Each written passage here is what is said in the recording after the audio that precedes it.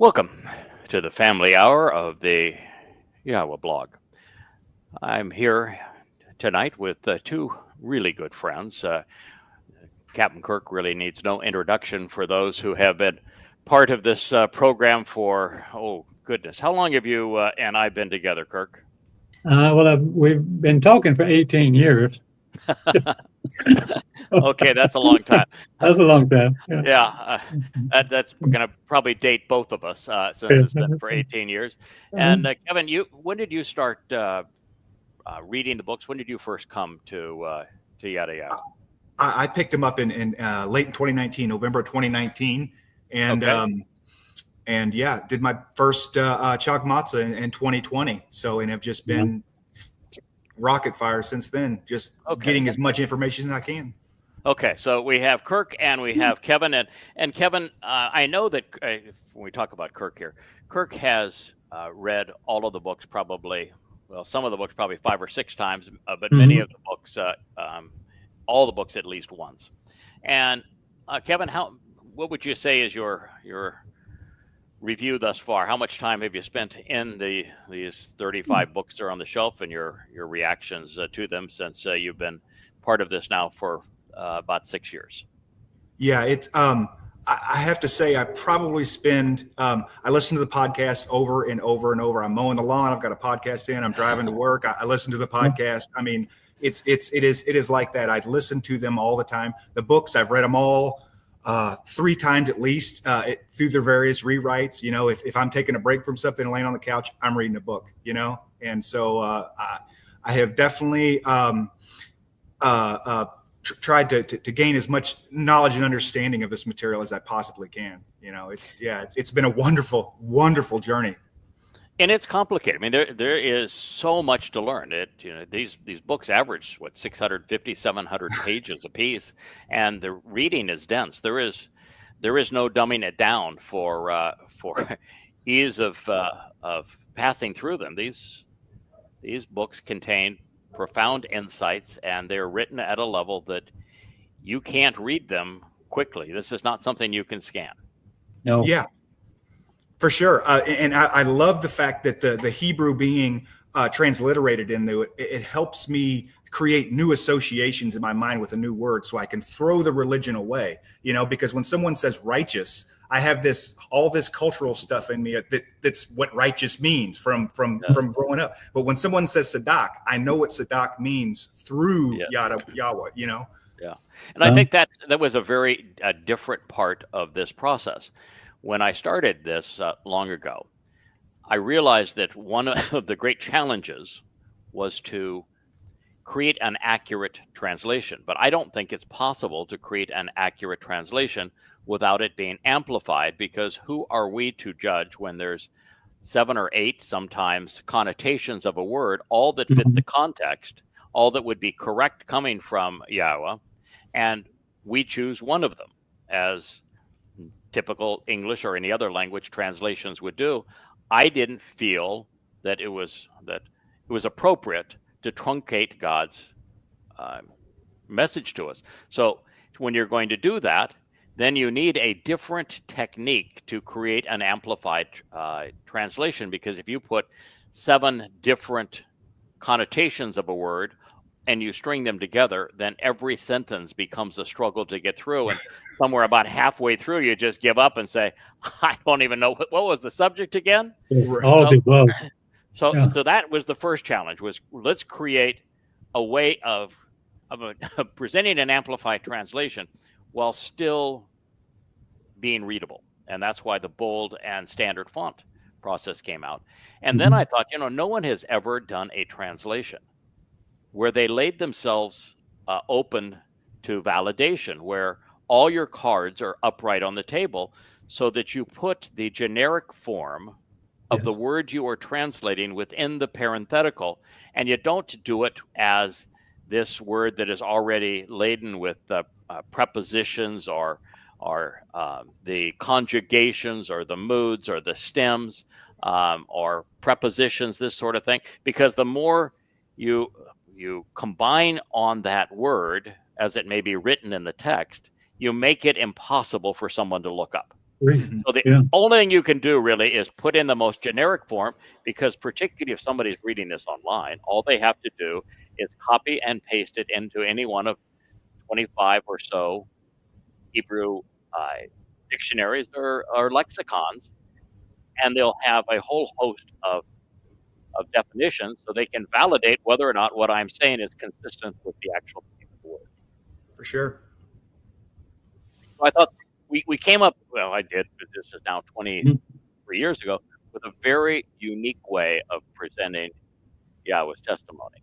And then the other thing I decided to do is, if we were to take a different approach and not rely on the Masoretic text, and we'll do several things that resolve that problem. One is the Masoretic text is diacritically marked. They have vowel points, which seems superfluous since there are 5 of the 22 Hebrew letters that are vowels, and it's obvious they're vowels, open mouth sounds versus closed mouth sounds.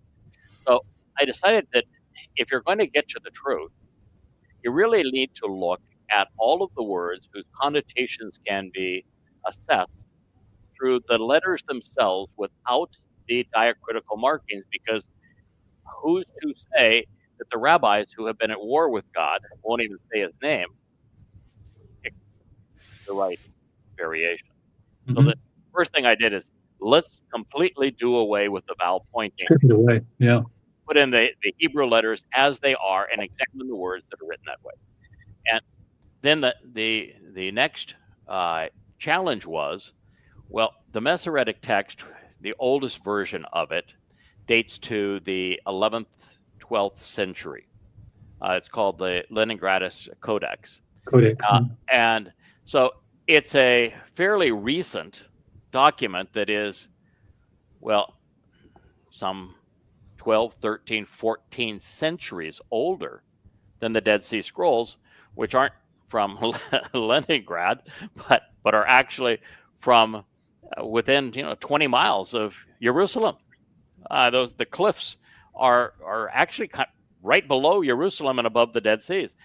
So when I started this, the Dead Sea Scrolls were just beginning to be published. The very first of them was coming out, and then shortly after I began the process, there was a book published that was called the Dead Sea Scrolls Bible. I hate the term Bible, but that's how they termed it.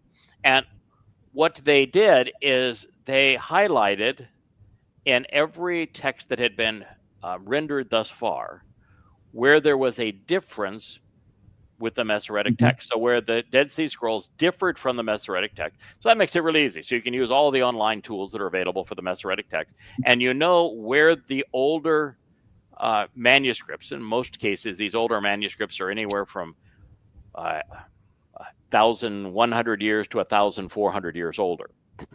And you can look at those and know where the ancient scrolls differ from the Masoretic text. So you can make a translation that is based on the oldest extant resources, which would be essentially you're translating the Dead Sea Scrolls. And I thought that would be another really interesting thing you could do to make the Yah's message as accurate as absolutely possible.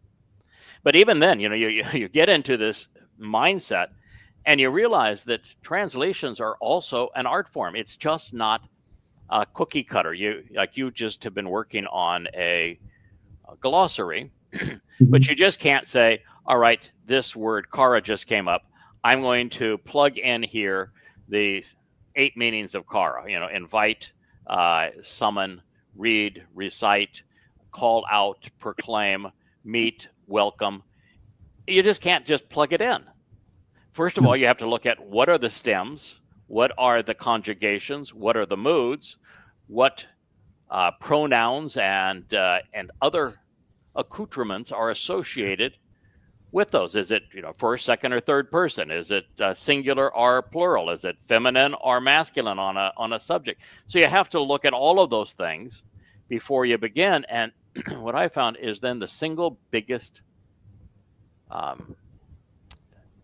tool, if you will, the ultimate lever in being able to create a good translation or one that isn't very good, is you really have to know Yahweh. You have to know who he is, what he's offering, what he expects in return. Because one thing is always true. He's consistent. He always conveys a consistent message over time. So if you're reading something and, for example, you come up to Yom Kippurim and you have the rabbi saying that it's a day to afflict your soul. And you see Anah in the text as it relates to this day. And you realize that the primary meaning of Anah is to answer and respond. And the rabbis have chosen maybe it's a third, fourth, or fifth meaning down, which is to afflict or to abase. And you realize that, wait a minute, Kippur is from Kapar, which speaks of to reconcile a relationship.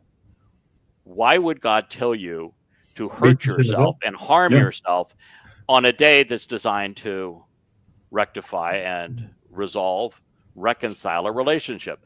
So you go and say, well, there is no chance they're right here. It's got to be the positive aspects of Anah, that this is the day that, and there are many of them, that Yahweh is inviting us to a meeting with him to reconcile our relationship, and he would like us to Anah, to respond and answer his summons and invitation. So until you come to know who Yahweh is and what he's offering, you can make some really dumb mistakes. Yeah. So that was the beginning of this whole thing. And I probably have been asked, guys, I'll bet it's 500 times, that why don't you just do a translation? We would just like a translation of the Torah, for example. Now, if you look at the Torah, I've translated probably 70% of it. Yes. Almost all of. In fact, it's not just 70% of it. It's there's not a lot of reason for me to go in and translate all of the genealogies, for example. If I did, I'm going to bore readers to the point where they're going to go, "Oh my goodness!" Now, could you find insights in them and the way the names are put together? Yes, but it's too much of a struggle for people to follow along. But if you tell every aspect of the creation story, and you tell every aspect of the story of Noah and the regional flood, and you tell every aspect of the entire encounter, and it's like 18 chapters long, of Yahweh's narrative with Abraham and Sarah. Now, these are things to expand, to share every detail of. But if you did the entire thing, and you try to explain it along the way, well, you're going to need a lot more than the 23 years that I've had available to me thus far. And somewhere along the way, you're going to be counterproductive. So my response on why don't you just do a translation and not do a commentary, the first response is, I don't have enough time. There just isn't enough time to do that, particularly since the Torah without the prophets doesn't have the context that you need. So you have to also go through the prophets. And so I had 23 years. Psalms. And the Psalms. So I had 23 years to get this done, not 230 years. And normally you'd have a whole team doing this as opposed to one person, and I'm doing an amplified translation. So I just said, okay, we're going to tell the story. That's the important part for people to know, because if I do the entire thing, I'm not going to have 35 books on the shelf. I'm going to have 350 books on the shelf. And right now, most people who go to that bookshelf are intimidated and say, where do I even start? There's so much here. Yeah. So adding another 300 books was not going to be the answer. But then the biggest issue of all, before we even get to what we are here to discuss today, was insights and commentary. Initially, I began with the commentary because there are words like we just talked about, Anah, which has a dark and a light side. And I didn't think it was appropriate for me to just say Anah means respond, answer, sing, be preoccupied with something wonderful, that sort of thing, and leave it at that, without explaining why the Masoretic text and translations from it rendered it as afflict and abase and harmful. So I wanted to explain, these are your choices. This is how this works. And I want to explain outside of the translation itself how these choices were made. And then you have some places you have moods which convey volition for second and third person. That if you conveyed everything there is to know about this mood in this sentence, now the sentence is a page long. Mhm. So it makes sense to, before the sentence is introduced or after it's there, to explain what first person volition means. Why, if a verb is shaded in second person volition, how do we convey that? What is this concept in Hebrew where no verb is restrained in time, like light? Mhm. They are liberated in time, but Yeah. yet they are presented as either completed or ongoing. Yes. Perfect. And imperfect. so completed would mean it could be something that was done in the past, has been done now, or is going to be done in the future, but the period of time pursuant to Mhm. that action is limited. Where in the imperfect, it's ongoing.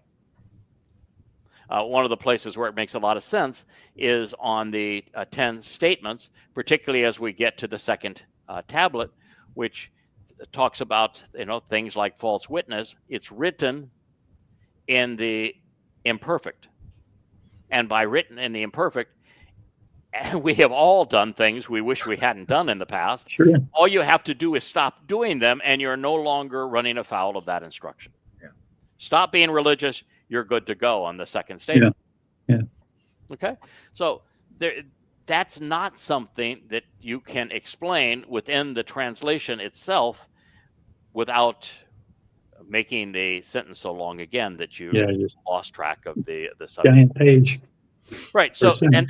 so that was the purpose of the commentary initially. And I thought, well, this is really important because what you're doing now is you're equipping the reader to for the first time ever, to know the thought process, as in you're empowering them with information so they can make a really good decision. But that just became the beginning of it, because as you translate more and more and more, and you think more and more and more, you build this great reservoir of knowledge. Mhm. And knowledge is a really good thing. Yeah. But, knowledge pales in comparison to understanding. Understanding. Yeah. At the end. And I realized that Yahowah was very insistent on differentiating the two. Yada is to know, to appreciate, to acknowledge. But bien is to understand. Mhm. And bien is also the Hebrew word for between and to make connections. So what Yahowah is saying, if you want to go from knowing, Yada, to understanding, the process for doing so is to make connections between things. And that was a skill set that I brought to this that was unique. My mind works that way. I'm always looking for the common denominator. I'm looking if the word was used here and was used over here. Well, there's something special about that. If Dode says that he had decided to perform something extraordinary for Yahowah and convinced Yahowah that it would be appropriate to do so, and that Yahowah agreed, then I'm looking for what could that be that's extraordinary, so that I can share that with you. And those become insights. An example would be, most of the time when Yahowah talks about souls, he talks about those souls ceasing to exist, death, the end of their existence. So since the preponderance of time that God's speaking about souls, he says they simply vanish into nothingness. That is the primary and most popular, if you will, destination for a soul. But then Yahowah says that there are two ways that a soul can endure forever. Now, enduring forever is the opposite of no longer existing. Yes. So if there's two ways for it to endure forever, in Shamayim, in his company, or in Sheol, estranged from him, then there are three distinct destinations for human souls. Now, that is an insight. That is an insight that I happen to be the first person in the history of this planet to say, this is what these mean. And it's an irrefutable but profound insight, because it resolves the number one problem that atheists has with God, where God would say, love me, or I'm going to torture you forever. Yeah. That's sadistic. Yeah. Another example would be, Yahweh's name is comprised of 4 letters, two of which are repeated. So there's 3 letters you have to look at the meaning of. Those 3 letters are used throughout the Torah, prophets, and Psalms. Every place other than Yahweh's name, they're vocalized. And it's clear that these 5 letters are all vowels. These 4 letters are all vowels. So 3 of them, but one repeated. These 4 letters, they're all vowels. Yes. So he explains that his name is based upon Haya, which is a verb. He tells Moshe explicitly that his name is based on Haya, which means I exist. Right. And so you can look up Haya and you say, all right, Haya has the Yod, the Hey, and Hey, a Yod, and a Hey. Yeah. And it's pronounced Haya. No one disagrees that it's pronounced Haya. So on that basis, all you need to know is the pronunciation of the Wa in Hebrew, and you'll know Yahweh's name. So what was the name of the series of books that Yahweh introduced his name to us? Torah. Yeah. Torah. Yeah, Torah. And Torah has an O sound in it, doesn't it? Yes, it does. Where does the O sound come from? The Wa. Oh, Yeah. wow. Okay, Bingo. we're on to something now. I Okay, know. then what is the most common saying between Jews when they greet one another? Shalom. Shalom. And do you think that the O sound in shalom was just thrown in there by a diacritical mark and Something? or is there a basis for it? No, it's the basis for it. Which is It's the the Wa. Wa. The Wa. And so I did something that no one had done previously, which is rather than just presenting the sounds, I revealed where those sounds came from.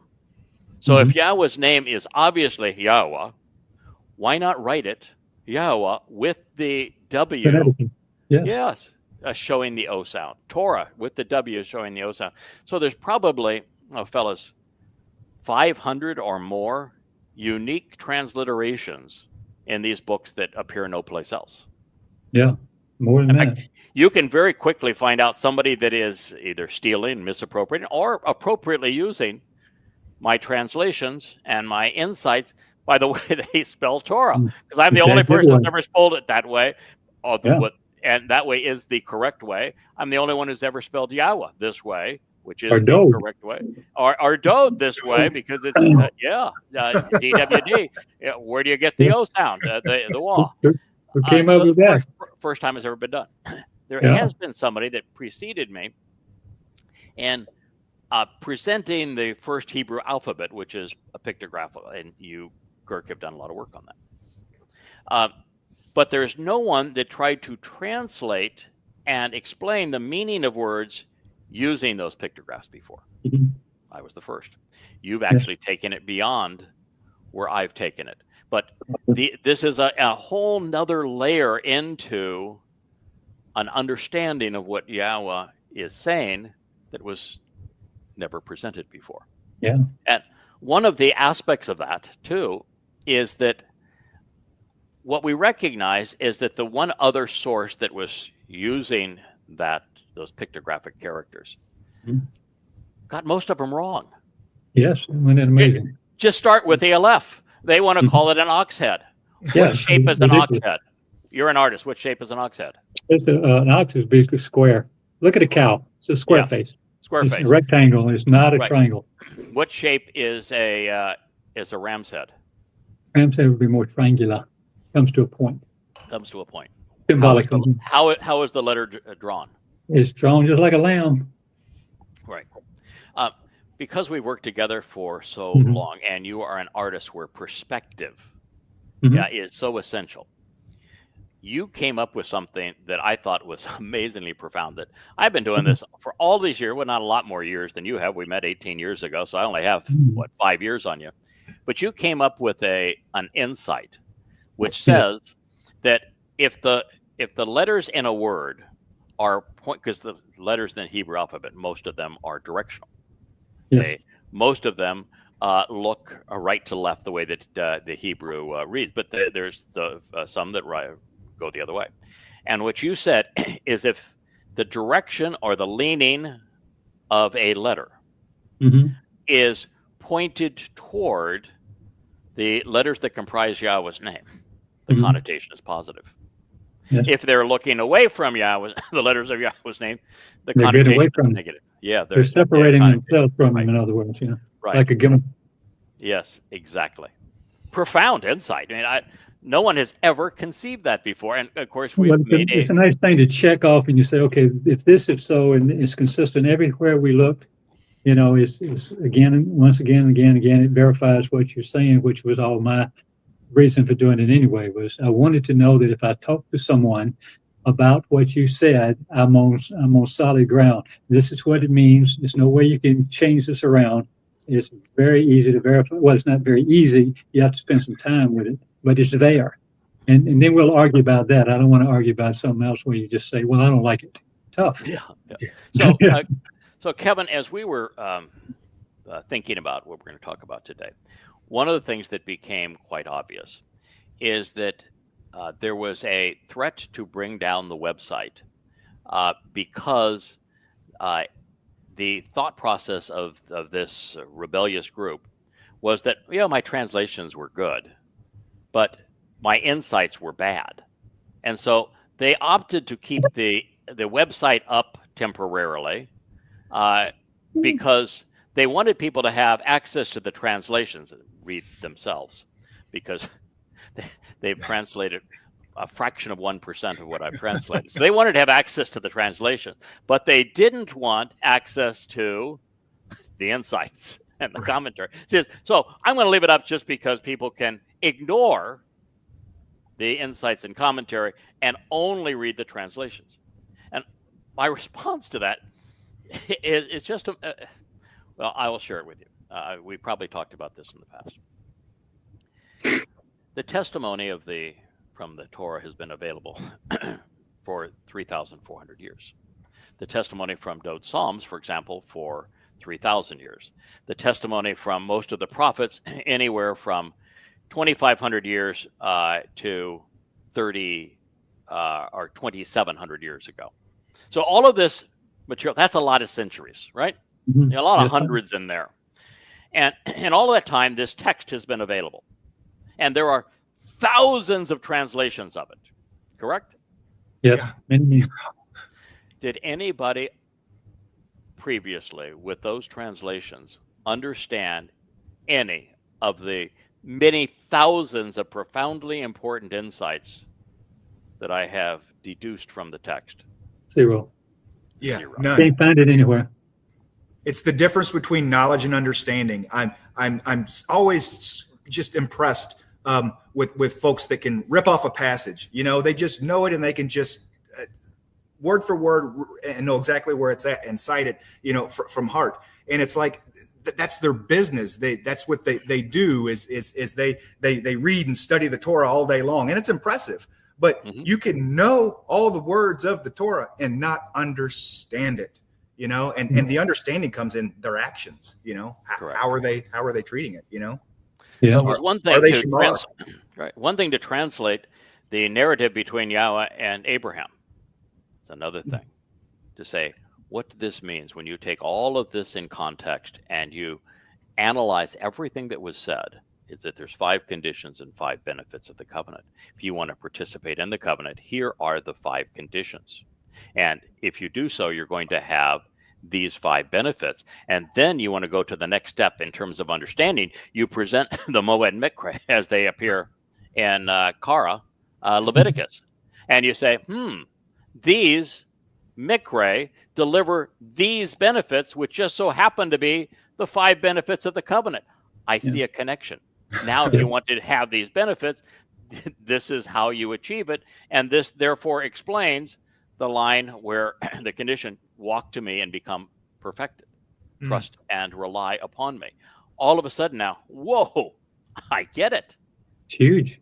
And so it's the understanding that is the part that our target audience, and we have a target audience because Yahweh has a target audience. He's always had a target audience. His target audience has never changed. And I just thought it would be better for all of us if our target audience was his target audience. It just seemed to make sense. Well, and his target audience from beginning to end is Jewish. Well, to some degree, for those who would challenge the fact that I'm not Jewish. I am the Nakrim, the observant foreigner. You hang out. That when we start the story, none of the characters are Jewish. Yeah. All the initial characters are not Jewish. Adam and Towrah were not Jewish. Noah and his family, they were not Jewish. Mhm. Even Abraham and Sarah, they're not Jewish. Yishak, the first child of the covenant, he isn't Jewish. In fact, you even go to Jacob, he's not Jewish. It's Jacob's children. One of his children is actually Jewish. The other, because it's Yehud, from which we get Jew. But the children of Israel are the product of Jacob, Leah, and Rachel. And so you go way into the story before you have the first Yehud and Yisraelite.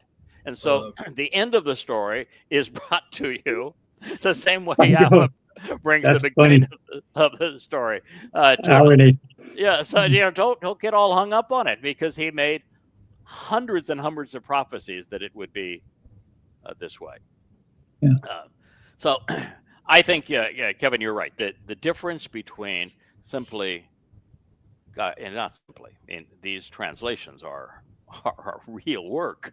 To do an amplified translation and to do it in that format where you have the generic form of the word, and you've got all of the prepositions of the pronouns correct, and you have the stems correct, which, there's 20 some odd Hebrew stems, and they all establish a different relationship between the action of the subject and the object of the verb. And so to deal with all of that and to be accurate, and two, as you grow, you learn and you see added aspects of each word, and you learn new nuances of Yahweh's means of communicating to us, and you understand the bigger picture, that each time you go through it, you're able to deduce additional insights. Now that brings us to the next part that I want to go through before we get to our topic. Okay. I began this 23 years ago. 23 years ago, I didn't know much. I didn't know Yahweh's name. That put me in good company. No one knew his name at that time. I didn't know anything about translating Hebrew. I didn't know a stem from a conjugation from a mood. No clue. I didn't have an understanding that the Hebrew language was written such that all verbs were liberated in time, or even what that meant. Yeah. And so when Yahweh asked me to begin this process, he wisely said that we're going to work together at this. That's actually one of the three requests that I made, is that if we do this, we're going to work together. I have to come up to speed, and the only way I'm going to be able to develop understanding here and be an effective voice for you is we're going to have to work together to develop understanding. And when we read, and we will read here in a moment, one of the benefits of being the choder is that you have the spirit of chakma. And the spirit of chakma is the ability to look at a text or a message, and then to apply the skill of being discerning and discriminating and logical, systematic in your review so that you're consistent. And it's the ability to use these skill sets to deduce meaning. And so that you can go from knowledge to understanding. But it is a process. If Yahweh had begun and said, I'm going to do something for you I've never done before, what I'm going to do is I'm going to give you the whole story. You're going to understand every aspect of the story. You're going to have it absolutely right from the beginning. And we're just going to do, it's like taking a USB memory stick and boing, there you go. You got it. Ready to go? All right. Spew it out.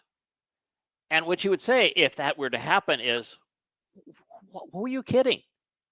If you want to do this data dump and you want me to go, blah, well, just do it yourself. Mm-hmm. There's nothing human about this. Well, that's craziness. And if he were to say, okay, I want to do it the prophetic way, I want to take you to view things and show you how the whole picture puts together, which, by the way, would be about a 5-year movie. And at the end of that 5 years, then I want you to remember everything you've seen, and we'll do it that way. Say what? No, that won't work.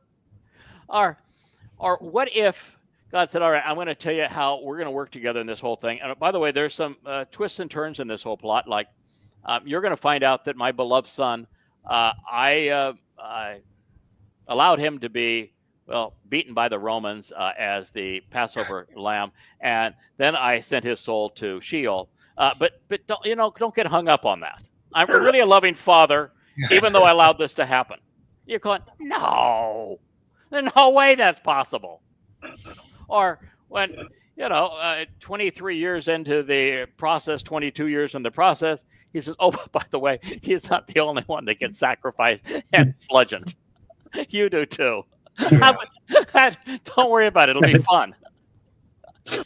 No, you really have to grow in the relationship and develop a level of confidence and trust working together. Yahweh has to come to a point where he can trust the person he's working through, and the person he's working through has to develop a level of trust with Yahweh and see how the whole picture puts together. Because by the time I finally was introduced, for example, that Dode is the Passover lamb and he is the one that fulfilled Pesach, when I first realized that is what's being said here, I went like 4 or 5 years without announcing it. I mentioned, I think, one time in passing, do you think it's possible? And I said, nah, it can't be possible. God would never allow that. And what it took was another 4 or 5 years of study. Because what I shared when I finally said, this is it, folks. There was no Yosha. There was no Jesus. Mm-hmm. Dode is the Messiah, the Son of God, and he fulfilled Pesach, Matzah, and Bakodim. And what I shared at the time was, well, that is the most profound discovery in human history because of its implications on us and our relationship with Yahweh, our life, our ability to leave this blue, pearl out there in space alive. What I said is that, well, that is the greatest discovery in human history. It's not the hard part. That's the easy part. Because it really is obvious. I don't know how everybody had missed it, but it's absolutely obvious this is the case. The hard part is understanding why he volunteered, because it's written that he volunteered for this mission. How did he even go about figuring out that this would be a good idea?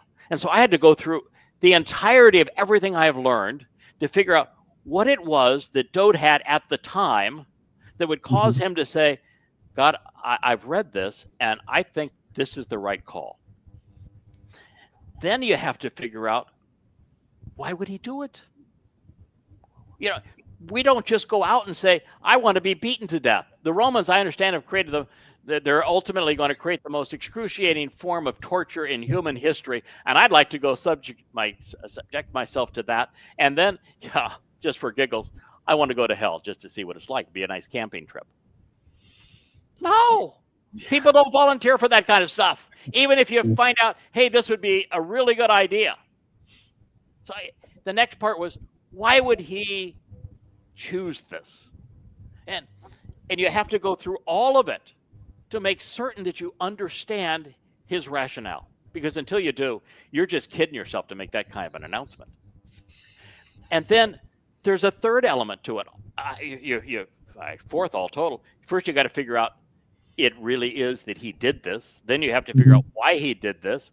And then you have to figure out how he came to the point that he realized he should do this. And then you have to figure out, why in the world did Yahweh allow it? There's a lot to this. And understanding all of this would be impossible if this was shared in the first 5 years, 10 years, or even 15 years of our relationship together. Yeah, you couldn't comprehend it. Couldn't process it. And the other part about the data dump is, in my mind, there's so much information. That's not free will. No, you're a robot. You're right. None of the prophets work that way. Any of the writings that we have, even Dowd. the Psalms, you can see the thought process change in the Psalms as you go along, and it's that him learning and growing, Correct. And it's Correct. it's the same with reading your books. For me, they were a journey with you through the insights, Correct. That is exactly right. And you build on what you have learned. You can't teach until you have learned. And if you continue to study, you will continue to learn. That's the joy of it. And the more you learn, the more you come to understand. And when you understand things that are slightly different than what you perceive, like I had thought that since there was no way that Yahweh would allow his beloved son to suffer as the Pesach El or to go to Sheol on Matzah, that Yahweh must have used an avatar. And since he has a soul, he allowed his soul to serve as an avatar to do these things. But when you really think it all through, that's impossible. It's impossible. I mean, Yahweh could not allow his soul to be bludgeoned by his creation. And even if he did this kind of thing, he has such power that he could shut off all of the real sacrifice of it, and then it's a farce. But the worst part of it, how does Yahweh go to the place of separation from Yahweh? and then you go to firstborn children. How does Yahweh become his firstborn child? And he's always existed. So it doesn't work. And so then you have to say, all right, well, there's got to be something that does work. I tried for a while to say, okay, they just screwed up the name in the Christian New Testament. It's really Yosha, which means Yahweh saves. But the problem with that is that everything in the Christian New Testament is wrong. There's nothing. There are a few little highlights in it, but the highlights in it that are right were written down by the Ibbonim, and they were likely sayings from Dode that the Ibbonim wrote down. He said, well, that's pretty good, but those sayings are so few and far between, and they're completely hostile to the rest of the book. And so then you say, well, that doesn't work because this whole rear of the book, all it wants to do is contradict and annul the front of the book. You can't claim I'm speaking for the God I'm contradicting with every other word that comes out of my mouth. So the whole thing is a process, and you learn as you go. And from Yahweh's perspective, that's really cool. Because what he gets to do with his wayward children that have had this text for all this time is to point out that this guy that he chose took it so seriously, spent so much of his time and energy doing this, that he came to understand everything that's really important that God communicated, and was able to put together the whole picture and write these books about it and then share it with you, and you don't get any of it. There's another aspect to it, which is if I'm learning from the Torah, the prophets, and the Mizmor, and I'm using the text that Yahweh inspired, that he has proven that he inspired is valid because it's filled with all manner of prophecy, because here it was written anywhere from 2,000 to 3,500 years ago. He has a way of demonstrating his existence and that and his inspiration for that text by the very fact that he fills it with prophecy, which doesn't just mean things that will happen in the future that he is committed to writing in the distant past, but also things that happen in the distant past that would be no way of knowing that he got 100% right. And now we are discovering scientifically, historically, archaeologically, that exactly what he said happened exactly that way, in that place, the way he said it. And so there's all sorts of proof, that overwhelming proof, that Yahweh exists and that he inspired those texts. And so when I make a reasoned assessment and a conclusion based upon that text, you can go back and you can validate that what I'm saying is true. Not possible if I say, well, I got a special revelation from God. It said X, Y, Z. You have no way to validate it. And there's not enough time to even prove it prophetically. So Yah was really smart. He said, well, we're going to do it this way because all of my prophets, they're already proven. And so your conclusions have a proof statement check mark. You're Yeah. valid.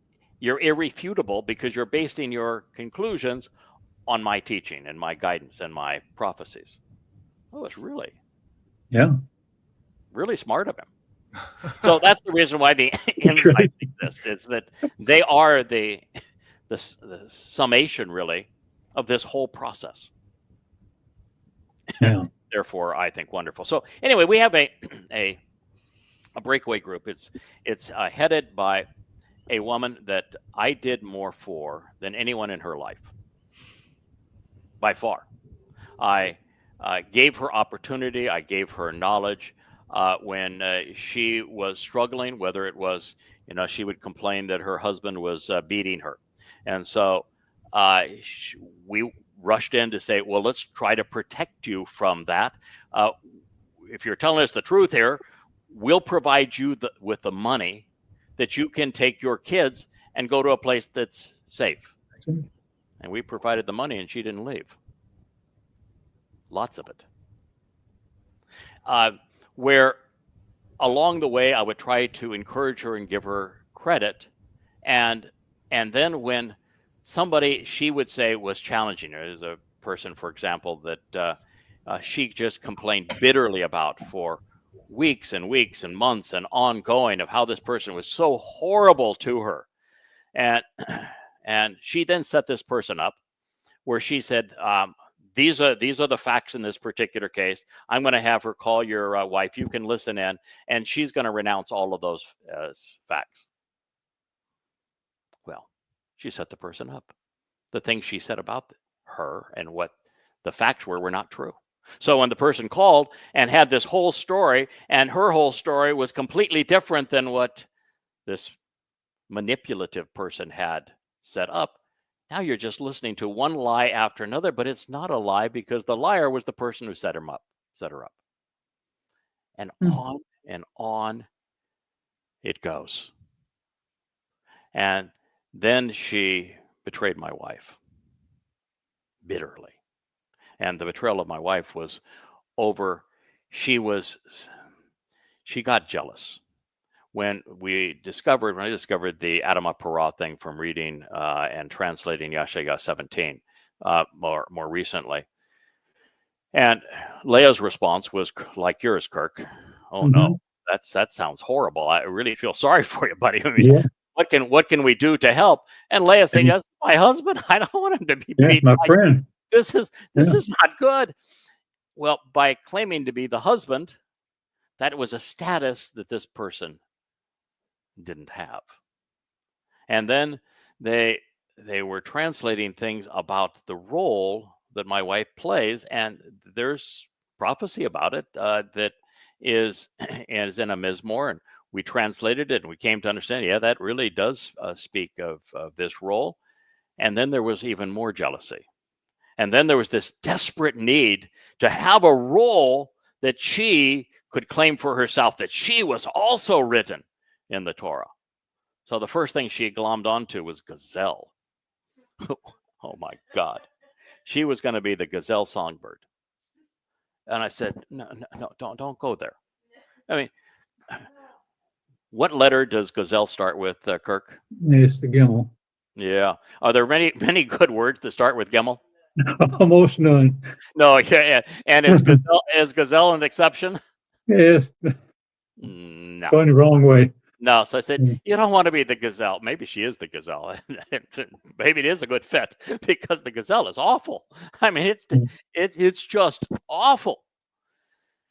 Okay, that didn't work, and she was just bitterly disappointed that I said, no, you can't be that.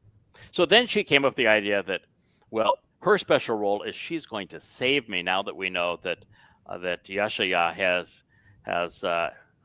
announced, and the Torah confirms that my role is to serve as the Adama Parah. Mm-hmm. And so she foisted that on Leah. And I said, no, that's like saving the Passover lamb. Oh, no, leave it alone. That's not the point. No, and for certain, you don't do that. So she then then that's when Leah wouldn't buy it, and she said, listen, don't go there. learn to play a support role. In this, Yahweh has hundreds of prophecies of what Yada is responsible for doing. Hundreds and hundreds of them. He's devoted his life to this. And look at the marvelous result of that. Support him. Don't try to outdo him. And Leah begged her. But oh man, that wouldn't work, because there was this giant hole in this person they had to fill. So after this breakup, I had to stop communicating. So I just gray rocked, with the psychological term. The reason I gray rocked is I may not be the sharpest tool in the shed, but I learned a long time ago that if somebody is going to be hostile to and attack your wife, that it's probably not a good idea to be chit-chatty and supportive of them.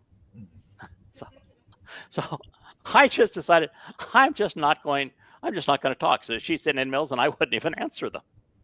And Kirk, you'll recall the last show we did together, she would say something and I wouldn't even respond. I just go right to the next point. You've lost me.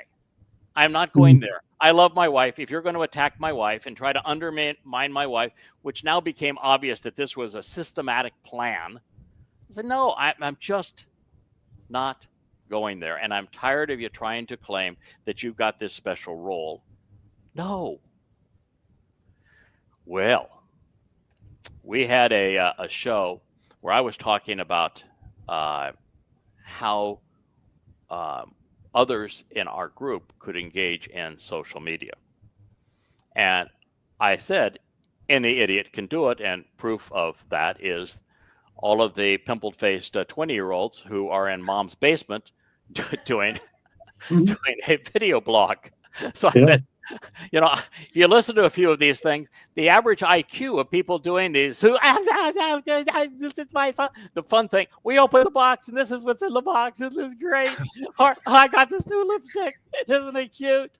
I mean, this stuff is done. And there are some beautiful, intelligent things. But for the most part, oh, God, it's Dumb and Dumber. So I said, it's not that hard. Any idiot can do it. Don't worry about it. Oh, but then she decided that I was calling her an idiot. And she wrote a really nasty letter to me after all we had done for her, particularly when she had just gone through a period where she had all of these perceived threats to her life. And I was the only person in the world that stood up for her. And I stood resolute for her and defended her across all boards. No matter how many people were saying, wait a minute, no, it's really this person that's the problem. You're defending the wrong person. I went to bat for her and risked everything, even relationships with people I had known for a long time and that I cared deeply about, to support her, to the point where she just bawled and cried because I was the first person to ever stand up for her like that. And also because she knew I was standing up to her based on lies. And that is our point of departure. At that point, she was desperate to find a feminine role that she could be the queen, that the Torah spoke to her. And so what she did is she picked one of the things. There is something that actually brought my wife and I together. Email going back, 15 years ago, sweetheart? 15 years ago. My wife was trying to figure out who the female influence that is spoken of throughout the Torah and prophets, who is this female influence? And she was just stumped. And somehow in Googling it, she came to one of my books very early on, where I said the Ruach is a feminine word in Hebrew. Therefore, the Ruach is a manifestation of some of Yahweh's maternal and feminine characteristics. That Yahweh is not just a father, but he created us in his image, so he has male and female, so he has both masculine and feminine characteristics. And while he always presents himself as, father is his way of presenting. He didn't say, Dode is my son and I am his mother. excuse me, and every pronoun associated with Yahweh, when you translate the text and it says, you know, Yahweh, and then there's a verb that is written, it will be written in first person masculine singular, or second person or third person masculine singular, not non-binary confused. Call me it. I'm sorry. Yeah, so it's not. It was very binary, and not neuter, not confused. He's not a cross-dresser, not known to transgender stuff. It was always masculine. Always. Every reference to him is masculine. And if he projects his spirit, well, spirit is a feminine word. It doesn't make God, confused with his gender. It just, there's an aspect of Yahweh's nature. In fact, there are two aspects of Yahweh's nature that are feminine. He has a nephesh soul. Nephesh soul is feminine. A man has a nephesh soul. A woman has a nephesh soul. It's a feminine concept in Hebrew. That doesn't make the man girly. It's just feminine. And the same thing is true with the Ruach. Yahweh projects the Ruach to do things that his Malach cannot do. And there's not a whole lot. I mean, the roles of the Ruach are fairly limited. She is on occasion called the Ruach Kodesh, but not most of the time, a minority of the time. And all the Kodesh does is it does the same thing that it does to 50 other things that are important to Yahweh. You know, Jerusalem is Kodesh. His home is Kodesh. His family, covenant family, is Kodesh. His name is Kodesh. The Moed Mikre are Kodesh. Dod is the most Kodesh, a set apart individual. There are, hundreds of things that are Kodesh, which means they're uncommon in this world. They aren't a common or profane aspect of this world. They are special, and they are set apart from this world and part of Yahweh. And so the set apart spirit means this aspect of Yahweh's nature is part of his nature, and he can dispatch this aspect of his nature to accomplish missions, but it's just part of Yahweh. The set apart spirit has a name. You know what the set apart spirit's name is? Yahweh. Yahweh. Thank you very much for the answer. Slow on the uptake there, but there you go. I was muted.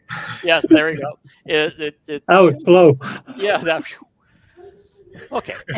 Anyway, so I was the first to point all of these things out. I was the first to look at the Moed Mikre when we're asked to come and approach, and it's Isha, and it's rendered as burnt offering and English translations, but there's nothing about burnt in the word and nothing about offering in the word.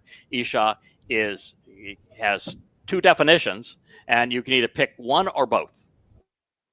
Isha is the Hebrew word for female, or it's the Hebrew word for fire. Feminine fire. There's two types. There's two words, Isha and Ish. Ish is masculine fire. When Yahweh, revealed himself as fire to Moshe, it's Ish, masculine fire.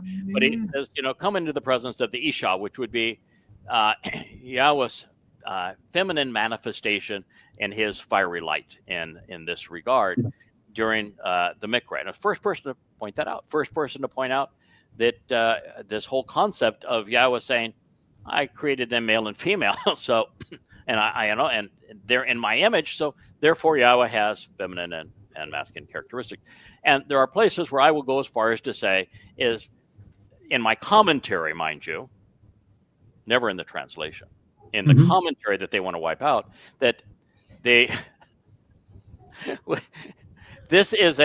inference here is that this is a maternal aspect of Yahweh's nature. God is not man. He is not woman. He is a vastly more massive persona, but he's only one persona, only got one. But this massiveness of this glorious persona of Yahweh can manifest his nature in a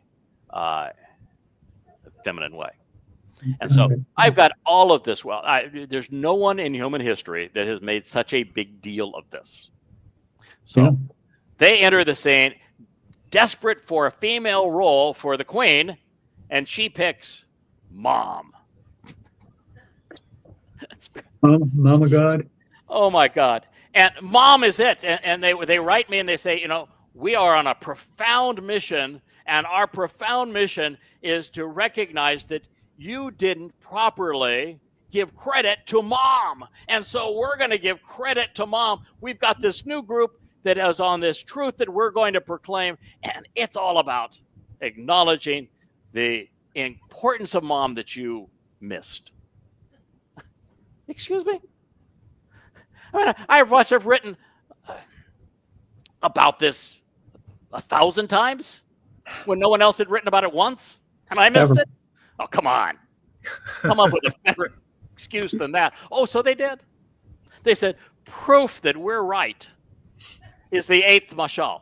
Oh. Yes, that's what they said. Here's our proof statement. It's the 8th mashal. Well, is there a mention of mom in the 8th mashal?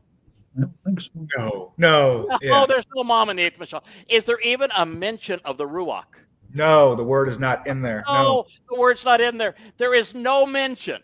So what they did is, because the queen bee was looking for a feminine role for herself, is they projected the mom into the 8th mashal, because the pronouns related to much of the dialogue are she.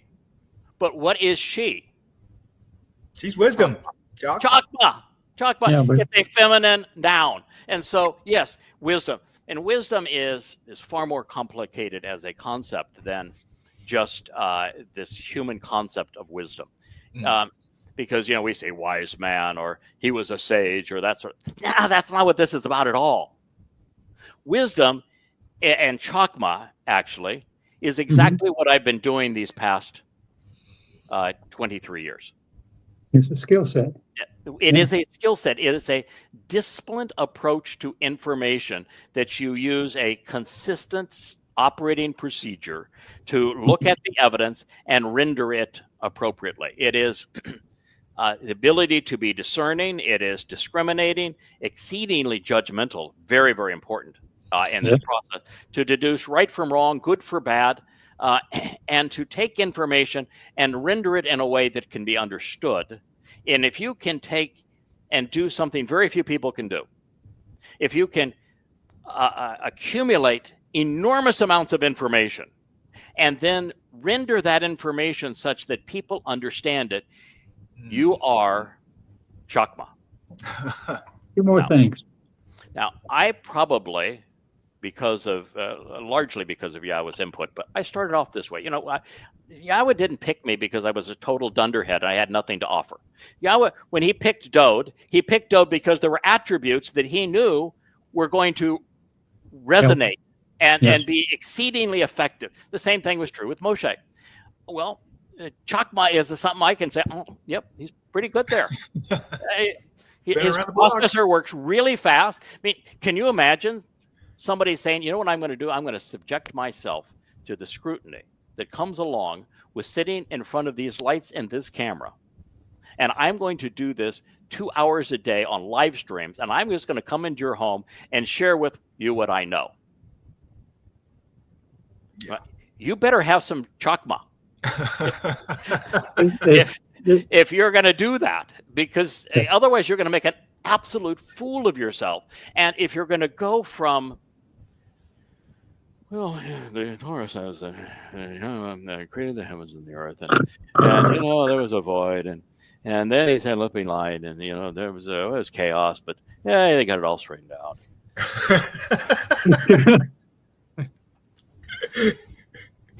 Somewhere along the way, your relationship with Yahowah and what you've come to understand about what he's offering and expecting in return has got to hit you like, wow, this is spectacular. I want to share this with everybody. And more. So if somebody is speaking against it or trying to dissuade people from listening to that message, you aren't going to take it lying down. You're going to look them in the eye and say, no, you're wrong. I'm sorry. There's no spiritual mommy here. And if they're right, and you want to share that insight in an enthusiastic way, I am here with my gestures and booming voice, and that's the way God likes to operate, particularly now. And so the 8th mashal is all about Chagma. And the person who wrote it would have been Dode. And there are lots of aspects of Dode where he's profoundly better than I am. There's aspects of Moshe he's profoundly better than I am. But we are the 3 Zeroah, and so we have traits in common, and we have skill sets that are a little different from one another, and attributes and attitudes and perspectives and things that make us right for our time and for this occasion. And when it comes to being able to chakma, I'm okay in that. That's something. It's always been a trait, and then Yahweh gave me the spirit of chakma, which certainly helped, and then added the spirit of bien, which is making the connections to understand, as well as the spirit of dayat, which is a form of yada, of knowledge, but it's more empirical knowledge rather than relational knowledge. And you get all of this, and we're going to go to all of those before too long. You get all of that, and you say, all right, what Dode was doing, and I dearly love Dode. My job is to be his herald. He's the boss. I'm his lieutenant, and happy to have that role. I wouldn't want his role for love nor money, but I'm happy in this particular arrangement to have this role. And so I've gotten to know Dode to the point that, Kirk, you've been around where I was laughed at for having a bromance with Dode, because I was Dode this, Dode that. I mean, I was mocked for having a bromance with Dode. And it's true. I love the guy. Not for me. I admire him. I realize without Dode, we're not even in the covenant. That's right. I've got no role without Dode. We can't relate to God without Dode. Without Dode, we got nothing. Even with Moshe, without Dode, we got nothing. And so, I really love the guy. And I realize Yahweh loves Dode more than anybody else and chose him. And said all these wonderful things about him, had this father-son relationship with him. And call me stupid, but I figure if Yahweh says, this is my guy, this is the guy that I love more than anybody else, this is the guy that I've chosen to work with, he is my chosen one. I anointed him Masiach. I am his father. I should say I am his mother. He is my daughter. The other meaning of chagma is wit. Yeah. So okay. Well, thank you. Well, thank you. I represent that statement sometimes. So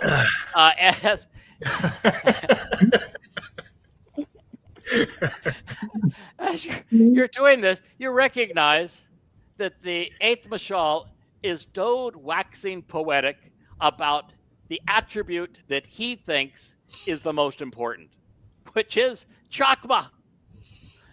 Being discerning. How did Dode figure out that it was the right thing to do for him to serve as the Pesach El? Because all he had was the Torah, the book of Yosha, and he didn't have much more. How did he figure it out? Well, I did figure it out. I know exactly how he figured it out. And then I know how he made that final decision when he had that conversation with Nathan about houses and who lives in them and that whole thing.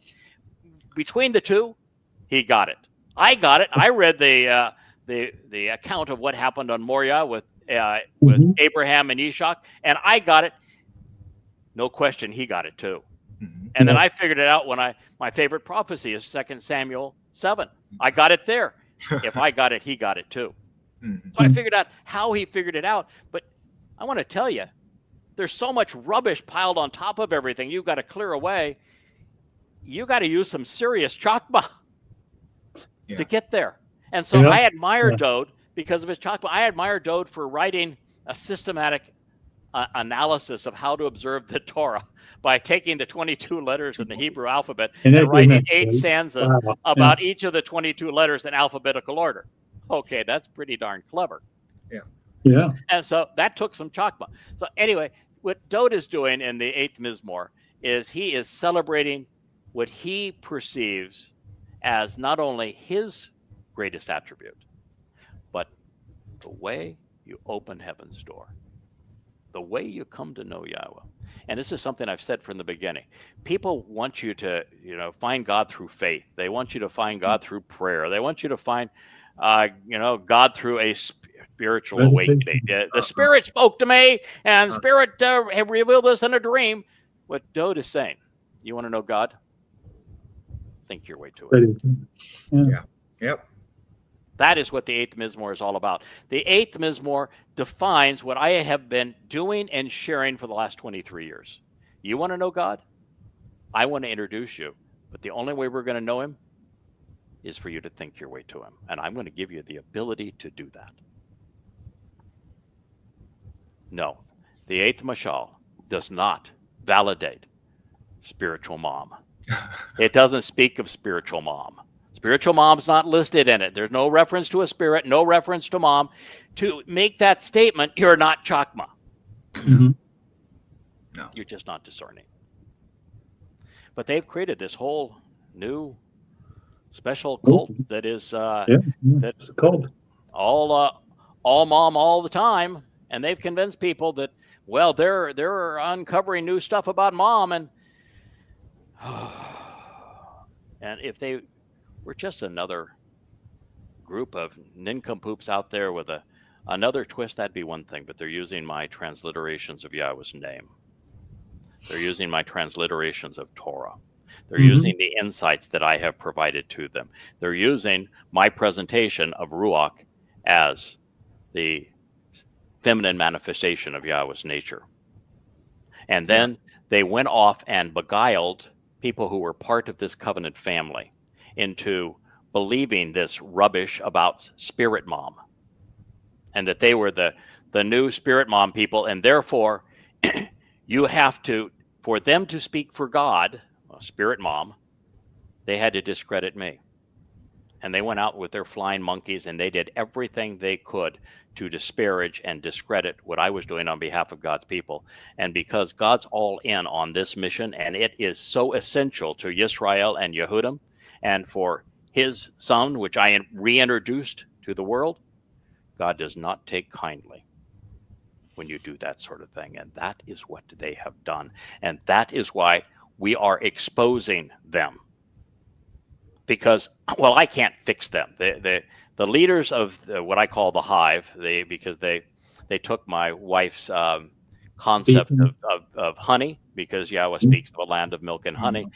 So my wife, everything from this person is a copy of really what my wife had previously came up with. And so she had this thing of honey. And so they created their website based upon honeycomb and bees and honey. So we referred to it as the hive. And they are the participants are the DBs. The person who built the hive online is a full-on participant. And the queen bee, of course, is a full-on manipulator for all of this. And there are people, like we're going to start with Terry Haskell, is that his name? Well, let's just call him Terry H., who is one of the first that they sent out to discredit me. And now there's 10, 12 of them, including the hive builder himself. And so when they started doing that, now you're in a position where you can't ignore them. And they went after literally everybody that was working together with us to convey Yahweh's message. And they managed to manipulate them all. Yeah, it was systematic. It was systematic. And it's not something they just conceived. They've been planning and scheming this probably for a better part of a year. And then back in November, they went whole hog, or full beehive, as the case may be. And they really worked everybody over. And this queen bee, she is exceedingly manipulative. I believed her. I supported her. I gave her my time, my money, my energy, the kind of moral support that she said she was lacking, even fed the giant hole inside of her. I mean, so this betrayal is really vicious. It's personal. So yeah, it's personal. It's really vicious to have somebody you supported beyond what anyone in her entire life has ever done for her and stood up for her, and then she betrays you and betrays the God that you serve in the process, and then betrays all of those that you had worked with over the years because she needs to get them away so they can be part of her hive. This is really serious stuff. Now, there are players over there that even if they had an Aaron moment and said, okay, this was really stupid, I'm sorry, we shouldn't have done this, I would never want to speak to them again. Would never trust them again. Don't ever want to speak to them again. This is way too sick. But there are others that are fluttering around that hive that have been played. Because everybody that's part of it, they have been manipulated and played. And some of them all the way to the point that they're now players and manipulators. So we're here to share some insights so that you don't become part of this. Okay, so the very premise of it is completely false. There is one God. Yahweh is God alone. He has many ways that he can express himself through his soul, through his spirit, through his malach, through his words. There are many ways that Yahweh can express himself. That does not make Yahweh many. Yahweh Chad. Yes, Chad. The whole myth that there is a second and a third person in the Trinity is Christianity's, and it was based on Babel. Yeah. Okay, there is no independent spirit mom. You cannot worship or elevate an hierarchy spirit mom. You can't even understand spirit mom independent of Yahweh. Sorry, that's just flat out the truth. And they're basing their lie on this so that the queen bee can have a feminine role. And it's repulsive. Now, that alone was not enough for them. They would also have to, recognizing, and they all recognize, they've all been part of it. They know that Yahweh has hundreds of prophecies explaining what my role was going to be. And currently is. Last time I checked, Yahweh doesn't give you 100 prophecies and say, you're going to be my choder, you're going to be my Nachri, you're going to be my Cole voice, you're going to be the final Zeroah, and these are the things that we're going to accomplish together, and say, well, you know, this young lady, she was really duplicitous. Whoops. I'm going to switch teams. I'm going to go over to that. Listen, I love women. I have defended women all my life. I have supported women. All my businesses had more female executives than male executives. My closest friends are typically women. I love women, and I love inspiring and supporting women. But women and men are different. And Yahweh made it really clear when he described what was going to occur after Adam and Chava were booted from the garden. And he said these are the parameters, that men were going to be more rational and that women were going to be more emotional. Mm-hmm. And there's a reason why almost everyone that works with Yahweh is a man. Yahweh's choder, for example, is masculine singular. Everyone that works with Yahweh in a lead role is masculine. What did he say of Chawa? Her role was to support. That doesn't mean this whole notion of men going to lord over women. Nonsense. That is not what it says.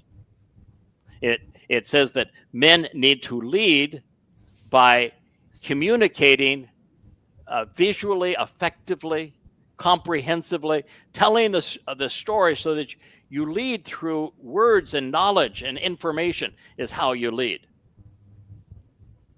But God didn't choose to relate to us through Spirit Mom.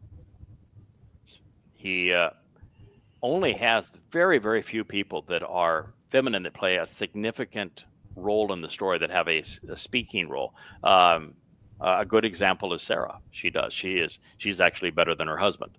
Mm-hmm. There's Deborah, which, by the way, is based on the Hebrew word for bee. But when Deborah decides that she needs to goat the Israel into defending itself, and because it's being harassed by a bully, she immediately turned to a man and recognized the man has to lead the war against this bully. So even she, who is one of the real strong people, first thing she did is turn to a man. We have different roles, and when we fit into those roles, we are equal in those roles, but we're different and synergy. But different. Yeah, it's synergy. My wife and I have this marvelous relationship because of synergy. We have different roles, and yet we're equals in our relationship. So let's start with one of these. We are now, oh goodness, we're on an hour and 21 minutes, and we haven't read even the first line, have we? No, but it's been fun. But it has been, and the beauty of what has happened thus far, yes, is that when I posted this show, I told our audience that I'm producing an hour. Yeah, I'm producing an hour or two of insights on how you can form a relationship with Yahweh, what he's offering and expecting in return every day. And so if you're new to this and trying to learn something about Yahweh, please take advantage of this now increasing library of programs that are being passionately brought to you through this video blog on who Yahweh is and the insights that we can deduce from it. We're very close to finishing a really powerful series on Dode Song, and I thought the In the Beginning and In the Garden series are super insightful. So it was important for us to be able to say that stuff is for you. Don't listen to this program, which is Family Hour, unless you've read the 35 books. Unless you've been with us for a while and you know what's at stake, because we're going to talk about fractured family issues. Yes. Now, one of the things that's really funny is that I think it's funny now looking at it because it's just so hilarious the way it was written. The builder of the hive wanted to besmirch me by saying that Yahweh that I had this meeting with Yahweh and that we had this negotiation of what Yahweh would do, what I wanted, what Yahweh would do. And, one of he forgot the first point, which the first point was, I said, listen, I'm at this point, I'm going to believe that you are who you say you are, because otherwise I'm insane here. I'm going to believe you who you say you are, because this conversation is just way too rational. And Yahweh then ended up proving it, that he was, and he's proved it 1,000 million times over since that time. But I'm going to believe who you are. But if we're going to do this, can I negotiate? Go away. So I asked for 3 things. And the first thing I asked for is, we're going to do this. You're going to make it possible for me to understand this material. Whatever I need to know, and then put the picture together so I understand it, we are going to work together. I'll give it all the effort, all the gray matter, all the time that I have available. But you got to help me on this. If I sense even for a moment that I'm out here alone and we're not working together, it's been nice, but goodbye. Okay, good. Okay, well, second, you've asked me to start by exposing and condemning Islam. Last time I checked, no one has ever survived that. Yeah. Thanks a lot. What a fun job. Let's start with the easy one, right? Sure. What is the perk package here? No, I don't want to do that. So, I figured, okay, telling God no is probably not the smartest decision you ever made in your life. So I said, all right, then at the very least, you protect myself and my family. Actually, I got myself, my family. I figured if I'm going to be doing this, I don't really have to ask for my own protection, because it's pretty much a given at that point. Just keep my home protected. Yeah. Okay. Yeah. And then the third one is, all right, since we're going to do this together, and my expertise in business is marketing, you do the promotion, and I'll stick to the knitting and do the study so that we can understand what you want accomplished here. And he said, okay, that was our deal. So the builder of the hive, he, in a derogatory letter, condemns me and says that, you asked and Yahweh agreed that he would protect your family. And then you went and lost your family. You lost your family. The inference was because you went afoul of his guidance. You went off on your own. You weren't paying attention. You became a really counterproductive and deadly person. And so you lost your family. Okay, well, first of all, just trying to help people understand here. If you're going to acknowledge that God picked me out and had this conversation and made this deal with me, ought that be enough that you say, wait a minute. If he picked this guy out and made this deal with him, then I'm just acknowledging. Yeah, that's not linear logic, is it? Yeah. That is not linear logic. At that point, you got to say, I think I better listen to this guy because God made this deal with him and spoke to him and picked him out to do this. And oh, by the way, he did it. Mm-hmm. He did exactly. And not only did he do what he had promised, God did what he was promised. Probably ought not be attacking him. But he says, you lost your family. So, okay. If divorcing your wife after a miserable marriage is bad, what's the story in Hosea? What did Yahweh do? Divorcing his children. Oh, so you maybe want to think that one through. Because divorcing an irascible, negative, condescending person is something that Yahweh did with Israel. Mm-hmm. So perhaps it's not a bad thing that I did. And then when it comes to children, I didn't abandon my children. I raised them all the way until they were in their 30s. Man, I think I had one son that had like 16 or 17 years of college. That's just college. And with all of them, every battle they ever had in life, I was there to support them. Yeah. And guidance and financial contribution in their new homes, whatever it was, I did. But, the story is, we made this really clear, that at some point, you got to walk away from your father and mother, right? Mm-hmm. You just got to do that. You got to be independent. And so I did my thing. I raised them. And then finally, it was obvious that there was time that they go off and do their own thing. Now, if having that kind of relationship is bad, then why did Yahweh say, you are not my children in Hosea? Couldn't deal with them anymore. Ruh-roh. It can't be bad, can it? Mm-hmm. In other words, my experience is Yahweh's experience through the prophet Hosea. Mm-hmm. Now, if you're thinking your way through that, you'd say, first of all, I'd better not pick on him and try to demean him over this issue. Yeah, that's pretty good. That would be really stupid there. Because this is the same issue that Yahweh had, and the truth happens to be the opposite of what you just said. But maybe you ought to think it just through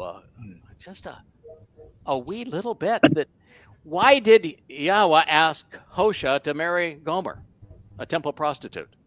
To that my people. Oh, well, because she'd betray him. He wanted personifies. He wanted him to have empathy. When Hosea talks about the betrayal of Yisrael as the adulterous woman that has to be fixed prior to Dod's return, part of the practice of the Adam Parah. When he speaks of that, Hosea can speak now from personal experience. Yeah. So can I. Yeah. I can. And look at all the aches and pains that Dod had in this regard. And the same thing is true with children. And if you haven't experienced it like Dod did, like I did, like Moshe did, if you haven't experienced it, then you don't have the empathy that is required to speak effectively for Yahweh about it. Mm-hmm. So it goes with the territory. If you want to work with them, you're going to experience this. One of the things, guys, when there was three of you, Kevin, that immediately stood up when this happened. I mean, guys that had read all the books multiple times and knew Yahweh intimately and said, we're going to make this right. We're going to be your team. We're going to support you in this. And one of the characteristics of all three guys is the same as my experience. Happens to be also the same as yours, Kirk. We've all failed. Oh, yeah. We've all had our lean moments where things looked really bleak, and somehow we figured out how to rise above them. And it's overcoming adversity that builds character, that makes somebody dependable. So before you trash somebody's reputation, you ought to think that one through. And then the person says, so proof that you're not doing the right thing anymore is you agreed with Yahowah, and Yahowah agreed with you that he should handle the marketing. And here now you're out and you've replaced your social media team and you're handling the marketing. What part of your agreement didn't you honor? Okay. Kirk, you've known me for what'd you say, 17 years? No, I said, pushing 18. Yeah. 18 years. Okay, 18 years. And how did you come to know about me? There was a radio program, and my wife. Radio program. Yeah. How do you think I got on that radio program? I assume you got booked. But, because and you know how many radio programs I did? 6,000. 5,000 or 6,000 of them. Before I had my own radio program, which I did another 5 or 6 of those. Prior to having the blog, which I did another, thousands of those. Yeah, yes, quite a lot. Do you know what it costs and how hard it is to get a booking agent book you on a program, and what it costs per time, and how difficult it is even to get you on a 3-minute segment? I know, thousands of dollars for a 3-minute segment.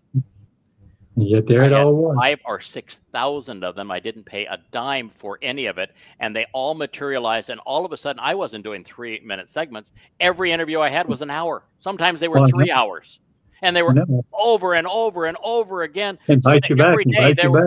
5 or 6 interviews, and 5, 6, 7 hours of talking on the radio or being in a television studio every single day. Yeah. So would you say that Yahowah honor?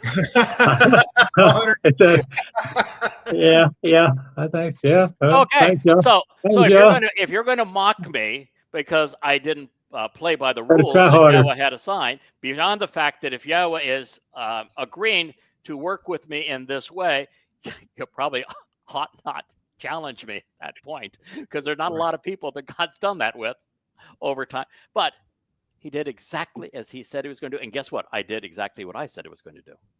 I just said, I'll make myself available. And he did the rest. Now, when we finished the Prophet of Doom stuff and the exposure of Islam, and he protected my home, I thousands of death threats, and here I am, never hidden. I started translating the Torah, prophets, and Psalms, and writing commentary on them, and these 35 books now are the result.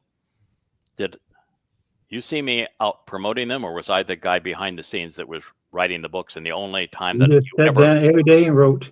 Yeah, the only time you ever heard of me is that one of our my good friends, Jim Doyle, said it would really be helpful if people could hear from you. Would you do a weekly show on a broadcast?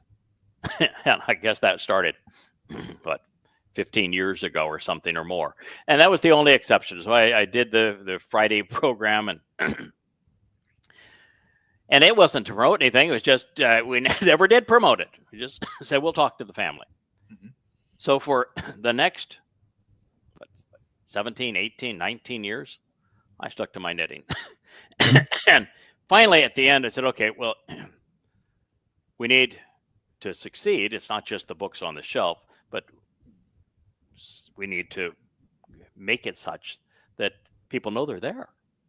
And so someone volunteered to do social media, and I ended up paying them a lot of money to do it. And you also offered money to do it. And I think other people offered money to do it. And so at the end of the 3 years of the social media experiment, we had nothing. I mean, nothing. In fact, it was so bad that when Yahowah said, you've written enough books, let's talk to the people. I said, okay, and how would you like to word this? Start over. You got nothing that's of any value. Just start over. Okay, we'll do that. I want a new logo. This is what I want in my logo, and this is what you're going to do. You're going to look at people in the eye. People want to hear you. They want to see you. They want to know that you really know me, that you know what you're talking about, that this means a lot to you. You are the books now. Share them with my people. Agreed. Okay, I'll do that. I'm in the habit of doing what Yahowah asked. And he said, just start all over again. So we start all over again. Kevin, you've seen some of my my work thus far in social media. And when you've asked about, how does this work or how does that work, I would score myself on a 1 to 10 scale in terms of a contributor to social media as a 0.1 on a 1 to 10 scale. I am sub 1. Yeah, I am sub 1. Yeah. Okay. A lot of I don't know how it works. I don't want to know how it works. Right. I want to do what I'm supposed to do, which is talk to God's people. Yeah. And I want God to supply the team that will help communicate that in the best way possible. And boy, did he ever supply a team. Like that. Oh my God. So even right now, God's doing exactly what he said he was going to do, and I'm doing exactly what I said I'm going to do. So if this is the way that you're going to try to demean me and say that I'm no longer listening to God or doing what he wants, think again. I beg your pardon? Be careful what you say. Yeah. Now, we are at an hour and a half, and this is, we're way past the indulgence point with our group. What I wanted to do, what we had planned to do, the fellows, as you know, is that the Hive sent out a bunch of people with talking points. Kevin, I mentioned this to you earlier today. Actually, are you familiar with what talking points are? Right. Yeah, and you are. What a talking point is if you have a political agenda or religious agenda, and you want to control the message. What you do is tell people, this is how I want you to paint the competition, and this is how I want you to paint us. And we have these talking points, and we're going to project it this way. So everybody's on the same page. Everybody was on the same page. They were all saying exactly the same thing. It was all demeaning, slanderous, and rubbish on their attacks on me, and all spirit mom on the other side. And every criticism was the same. Over and over again. And they posted it on YouTube. They posted it on X. They posted it on Facebook. They wrote letters to those who had decided that they were going to perform in the roles that Yahowah had asked. Wow. Over and over and over again. And so what I was going to share on tonight's program was some of those letters, including the letters of the builder of the hive, including the letters of the first flying monkey, which is a term that's also used, bandied around in this kind of discussions, that they sent to X to tell me to shut up, that no one wants to hear what I have to say. Go back to blabber blah blah on Blog Talk Radio, and let us, the pros, handle the heavy lifting as it relates to social media. And they went on and on and on. So what I had here, well, it was only 70 pages, fellas. Yeah. I just thought I'd pick some of the highlights. We have or the low light, as they might be, some of the low hanging fruit here. I was going to share what these people had to say that was so revolting, so disgusting, so demeaning of the very role that Yahowah has asked me to play. And one of the things that we were going to do in all of this is to say, in all of this, you really screwed up. Because what they said is that they didn't need anything I was going to offer. They don't need the Adam of Parah. No, because Spirit Mom is going to rescue them on Shabuah, and Shabuah is their harvest. Our harvest is Shabuah. We're all in there with Spirit Mom. Yeah. Guess what? Surprise, surprise. To participate in Shabuah, Well, let's talk about this a little bit. We pick up a cup of tea, a cup of coffee. Stay with us just a little bit longer because this is really important. They're claiming Shabuah. Mm-hmm. They say that is their day, so they don't need the rest of it. Who else claimed Shabuah? Oh, The only Mikra they claimed. They picked one. Which one did they claim? 50, Pentecost. Yeah. There you go. That's yeah, right. Peter and Paul, they picked Pentecost, Shabuah. So good for you. You picked the same one as the Twistians. And how did they go about claiming that it was theirs? They said the Holy Spirit came upon them. They even had their Jebus tell the world, I'm gonna return on this day with the Holy Spirit mom now. And then what they did is they misappropriated. I don't think is quite as bad as this new hive.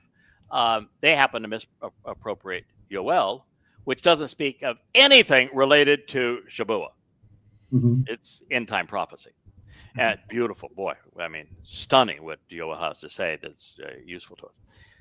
So you picked the Christian myth, and you picked the second person of the Christian Trinity to enable you on this myth. But guess what you forgot?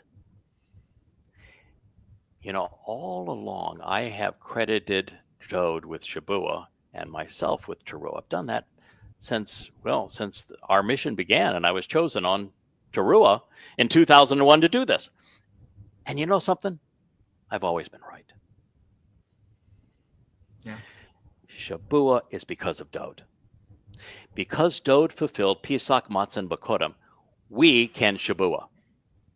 And the only reason we can Shabuah is because Dode fulfilled Pesach, Matzah, and Bakodim. He is the enabler for Shabuah. All I am for Shabuah is I help to cultivate what he has done so that the heresy is pulled away, that the seeds have a chance to grow in the light, and we can have some real standing grain. What we can have is some men like yourselves and this leadership council that we now have. Men that have backbone, standing grain. That's my role. That's my only role. I'm the tour guide that says, hey, let's go on this ride. It's the ride of a lifetime. You ain't kidding. I don't play a role other than telling you about it because Dode's already done all the lifting for Shabuah. But beyond that, for you to participate in Pesach, what is required? A lamb. Oh, yes. Yeah. No, you missed it. Okay. I'm happy that you missed it because that gives me a chance to teach. And, you know, you've read the material over and over again. And so for me to still be able to teach, I'm feeling like, well, yep, the old guy, he's still got some merit. So you're going to keep him. They're going to keep him around another week or so. Right. Okay. To participate in Pesach, if you're a Gur, a foreigner, what you have to do is be living among Jerusalem. Jews. You have to be living around Israelites and Yehudim with God's people. You have to be among them. So to claim that Shabuah is your harvest because you're a Goy, knowing that Towrah is just for Jews, you forgot that detail. Yep. That you can't participate in Pesach unless you are living with Israel. You know, the whole Numbers 12 thing, which we were going to also do tonight, but we're going to get back to. We've got enough material here, and I think this is interesting enough, fellas, that the family will actually benefit from knowing the whole story. Mm-hmm. And we've managed to include enough teaching here that I think it's a meaningful use of our time. But good foundation. What you will find is that you cannot participate in Pesach unless you are if you're a Gur, unless you are sojourning with and you are living among Israelites. So if you look at Numbers 12, what's the problem with Numbers 12? Moshe, who was a Jew, married a non-Jew, a Gur. And so all the little Jewish women there, they were picking on her. Pick. And they used it as the way to get at Moshe so they could claim, oh, we speak for God too. So when I got my divorce, which now appears inspired.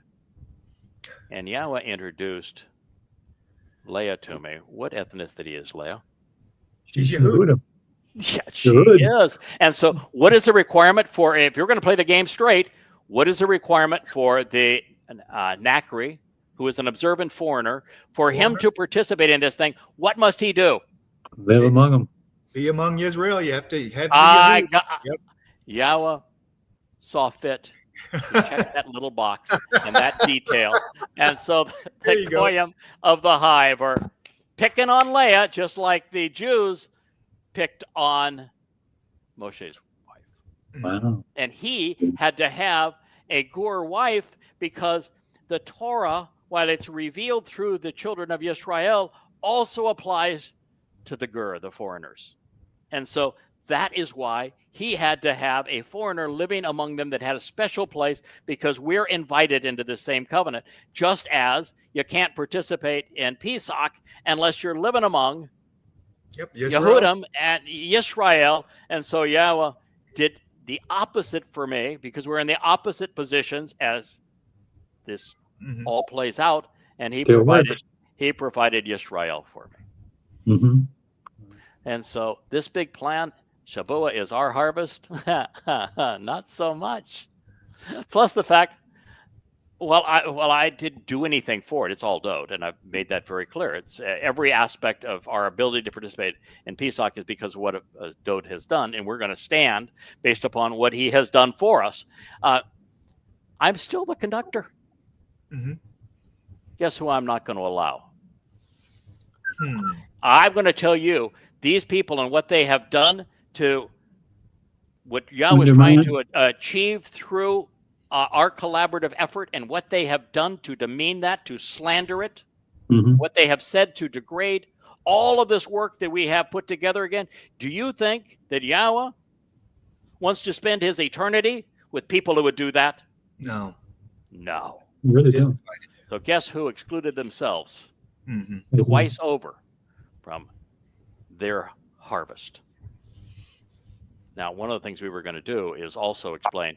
So the last time somebody picked on one of the Zeroah's wives and said, we also speak for God, we were going to explain what actually happened to Miriam.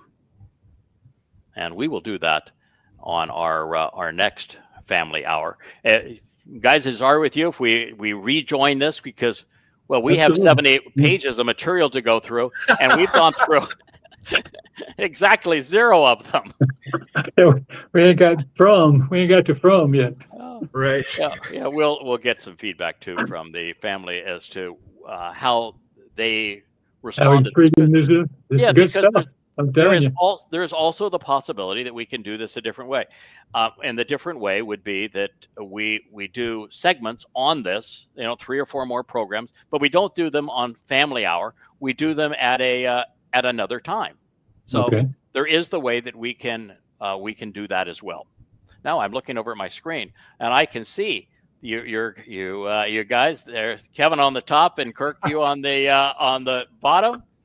Right. This is really cool, the way the live stream works. I knew somebody was glad you noticed. And by the way, what a nerd. when it comes to getting this thing working, who made it all happen tonight? Yahweh. The guy at the top. The guy at the top made it happen. And he worked with Leah, and he got into this program an hour before it started, and then we got you, Kirk, and we got you into the program. And so this is the reason that we're all together in this way. So thank you, Kevin. Oh no, my pleasure. This has been so much fun. I mean, how does it go? First time caller, long time. Yes, first time caller, long time listener, first time caller. Yeah, the old EIB treatment with Rush Limbaugh. As they said, yes. And I told you that because you know the books, you know what Yahweh has revealed, you possess these insights, and because your mind works well, you're able to make intelligent decisions based upon the relevant information that's available. And you guys are both genuine. So someone can look at you and say, yeah, they really know what they're talking about. That this is going to work beautifully. You don't have to worry about a thing. And you figured out, fellas, that I could fill 1 billion hours yabbering away. I'm really passionate about it. I know this stuff. I love it. I love Yahweh. I want so much for Yahweh to have the homecoming of his dreams. I want Israelites embracing Yahweh by name, thrilled to be in the presence of his beloved Son, our Messiah, and in attendance at Yom Kippurim. And I want to share the joy that it is to know the real God, how approachable he is, how dependable he is, how supportive he is, how brilliant he is.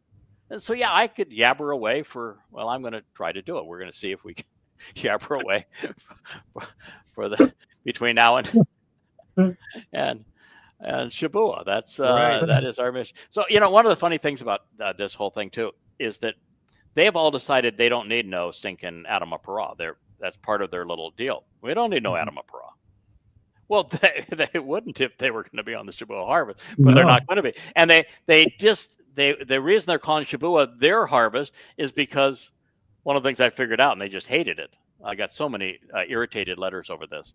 Towrah harvest is all Goyim. Yeah. When I orchestrate the Towrah harvest, 100% Yehudim. Yeah, I just said. Yeah, thank you for correcting me. Yeah, thank you. It's 100% Yisraelites and Yehudim. It's an olive harvest. Yeah. I didn't like that, so that can't be their harvest, right? No. But that's mine. It's my day to shine. And on Towrah is when I offer my life for the mortal remnant of Israel. Yeah, I'm not offering my life for Goyim at that point. And so they will write it all off because they're not Jewish. And so who gives a hoot about the Adam of Parah? As a matter of fact, the builder of the hive actually says, I'm going to be dying for my own sins. Oh. Now, by the way, to come back at Yahweh's request and then to serve as one of two people whose lives are sacrificed as part of the Moed Mikre, and to admit that's going to happen, and then to disparage the sacrifice. How could you be playing with a full load of bricks at that point? Right.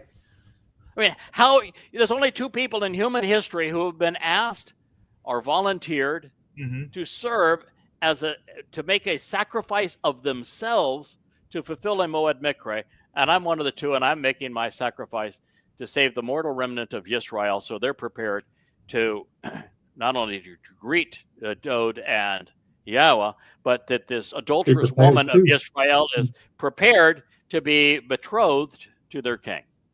You want to say that I'm dying for myself? You just haven't thought this thing through. Yeah. A week ago, I did this whole long thing about thanking a couple of people, in particular this person. I began with them and said, I want to thank them for all the work in getting up this website. I really liked the way the website worked and all of that sort of thing. And what I got back from that was vitriol. The person said, oh, thank you. It was really nice. Oh, by the way, you're a scumbag. You're dying for yourself. You are selfish. What you're doing now is building your own private fan club. All you want around you is people that will tell you you're wonderful. I would never form a relationship with you now based upon what I know. And on it went. And then they had the audacity to say, well, we've gone off and we have our new little spiritual mom group. And, oh, by the way, we're leaving you to be part of this spiritual mom group. And we don't like you anymore because we think you're going to speak out against the spiritual mom group. And we don't appreciate the fact that you told us that there's no spiritual mom in the 8th Mizmor. So we think you're disgusting. And they then would go so far as to say that, you translated every verse of the Quran and you translated every verse of Ezekiel, but you didn't translate every verse of the Torah. That's really weird. Don't you want to know what God actually said? Instead, you're translating the verses of not God. Hey, tell me, you went and made a big deal about my meeting with God, where we made a deal and he said, you do this and I'll do that. And we had this agreement. What did he ask me to do? Yeah. First thing, condemn Islam. That's where we're starting. Why and so when I went and asked Yahowah after 10:7, I said, oh gosh, I know that Prophet of Doom is the answer. And the last thing I haven't rewritten it. Oh man, I don't want to go back there. That is really miserable. I didn't want to read such a scum. God, no. And so I went to Yahowah and said, "Can I take a pass on this? I really don't want to do this." And I'm sorry, Yahowah and our relationship. Yahowah has a sense of humor, and it was just really simple. I've taken care of you. Now take care of my people. Yeah. Oh, pierce me. And so what did I do?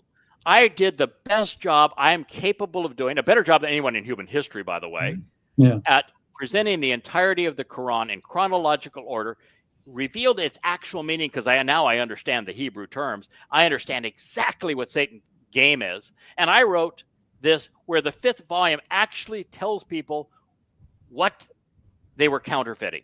So the 5th volume is hugely about Dode and what and who Yahowah is and his plan. And I produced this on behalf of God's people. And I invest all of this time, and I put myself at risk again to do this, because the greatest threat to Israel today is Islam. And my job isn't just to awaken Israel. It's not just to reintroduce Yahweh's name to Israel. It's not just to reintroduce the Messiah to Israel. It's not just to explain the Moed Mikre and the covenant to Israel. I have to protect them, because if I don't protect them, there is no Israel. Yeah. And Muslims want to annihilate them. So that's why God says, take care of my people. And you want to tell me that I shouldn't have done that? And the book that I wrote, the 2 volumes on the book of Ezekiel, are exceedingly important. They weren't fun to write. But how else would people have this understanding of who Satan really is and how he uses religion, particularly the religion of Judaism, to kill them, to deprive them of their lives, to rape them of their dignity? There's rape scenes and 25 ways to kill a Jew in this. And how the religious, particularly rabbis, have glommed onto what is obviously not God. It's essential reading if you want to know, be in a position where you can discern truth for lies. If you want to use Yahowah's Debatim 18 test of who is speaking for him and who is not, and I'll subject myself to that test, go ahead and apply it to me. Yeah. And so now, why would I not, I think I hinted this, but why would I not translate the entire Torah? One of the first things we shared here. How many books would we have? How many books would he have on the shelf? And where along the way, rather than the importance of setting the creation account in the context of science so that it wasn't in competition, but the same account. That's really important for credibility. And to be able to set the flood in the context of that environment, really important for credibility. To understand why the 4th day is about the lesser and the greater light, really important for knowledge sake of what's going forward and who the players are. Yeah. Really important for you to know that after the flood and the whole purpose of the flood and how Yahowah told us it would be from a deep upwelling of seawater. And then I find the Berkel crater, and exactly as Yahowah said it was going to happen, it happened through that region. And then to find out the reason he wanted to do it was because the people were Hamas. And the prophecies and the profound insights that come from that. And then to devote, I've got 3 volumes devoted just to the formation of the covenant. And then I've got 3 volumes just on the Moed Mikre and Bereshit. There's 3 enormous volumes just on the Moed Mikre. Yes. And then volumes on the timeline that's derived from it. And already the bookshelf is so intimidating that people don't even know where to start. And so what was going to happen if I wrote more translations out of the Torah? And oh, by the way, fellas, since they're saying I'm not translating the Torah enough, and if you look, most of the Torah is translated. But what are the last 3 chapters that I've translated? The last 3 that have been translated. The last 3 chapters that I have translated. Let me help. Yeah. Psalms. Numbers 19. Oh, yeah. Numbers Okay. 5. Numbers 12. Where are you going to find those 3 chapters? Drum roll, please. Torah. Yeah. I mean, come on. Well, yeah, it's the journey. It's the journey, absolutely. And one of the things I told Yahowah was when we started on this, and he had me start in the book of Hosea. And so that was the first book that I translated, because Yahowah wanted to put it all into context. And Hosea is kind of the book that does that. It talks about how the revelation fell apart because Jews chose to be religious, and how that led to this separation. And Yahowah then explains that the cause of the separation was that they forgot his Torah. And so it told me where to go to help to reacquaint Israel with the God they had written out of their lives. And then it goes forward to tell us how the reunion is going to take place. And so it's a wonderful place to start. And that's where we started. And then we went both directions from there. This Terry H., he's going to complain that I translated the first, he says 19, it was actually 18, chapters of Yeshayah in their entirety. But, why would you stop there? What a dunderhead decision that is. Don't you think that somebody wants more of the Torah than our Yeshayah than that? So I went through and I said, "Oh, okay. Since you've mentioned it here, yes, I translated all of chapters 1 through 18, and I translated parts of 22. I translated 24 through 30. I translated 38. I translated 40 through 45. I translated 49 through 63 and wrote commentaries on all of those. And I also translated 65 and 66. You know what that is? That's 60 of the 66 chapters. All right. I can't wait to go back and do the other 6. But it's only 90%. Only 90%. Yes. Why didn't you do the rest? Right? Yeah. Why didn't you do the rest? Boy, you are really a scumbag. What a Can't you get up earlier? Oh God, yeah. Why are you sleeping? Oh yeah. Then he writes that, now I all of my life I have studied the Debar of Yahowah and truth and spirit, and I know the difference between those two. Thank you for telling us exactly who you are. No, you study the word of Yahowah based upon what he actually said, and you try to figure out what he actually said, and you communicate it in an intelligent way, and then you go the next step and you try to understand it. God does not do a spiritual download of insights. I'm sorry. And I can assure you the Spirit isn't helping you one iota. I brought that up to him and he didn't call me an a-hole. But what the heck. So we'll go through his derogatory letter because of the fact that he posted it everywhere. He's the person that brought my attention to the fact that they were trying to denounce Yahweh's Choder, his Bashar, his Kol voice, and therefore forestall the mission, which is to make the homecoming possible. Homecoming isn't possible. Our planet is destroyed, and Yahowah is really upset, and everything falls apart and fails. God doesn't like that. That's not what he's looking for. And you're going to go and demean the person that's trying to make that happen, that God chose to make that happen. Probably a really bad idea. And this is not exactly the sharpest tool in the shed that is doing this, but evil. And then what you find is that every one of them had the same talking points over and over again. Can I say one quick thing? Mm-hmm. Can I say one quick thing? Without you,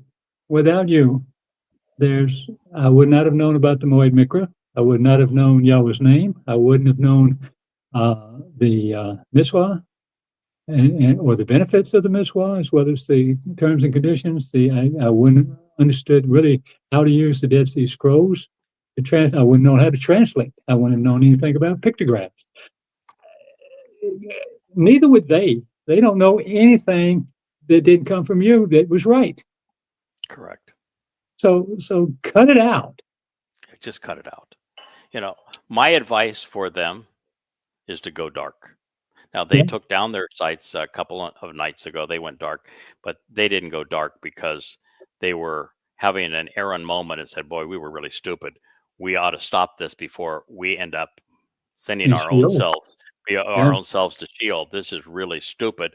Let's stop. Aaron said that, and Yahweh did not punish him. Yeah. Now, Miriam didn't even yap after Yahweh said, what you did was flat out evil, and I'm going to be exceedingly raw as I tell you what's going to happen to you.